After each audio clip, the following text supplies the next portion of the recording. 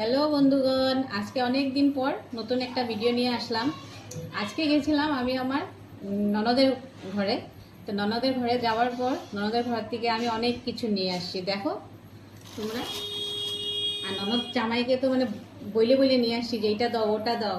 আর ও বলছে আমাকে যে তুমি কি নেওয়ার জন্য এসেছো? আমি বললাম যে হ্যাঁ। তো দেখো আজকে আনলাম ওদের বাড়ির নারিকেল, পাট শাক, পুঁই শাক, আর ভাত করলা, লেবু আর পেঁপে। আর একটা জিনিস যেটা মানে সবচেয়ে ভালো, সেটা হলো ওদের গরুর দুধের ঘি। ঠিক আছে। আর আমার ননদ দিয়েছে এই যে আমসত্ত্ব। কে কে খাবে চলে আসো।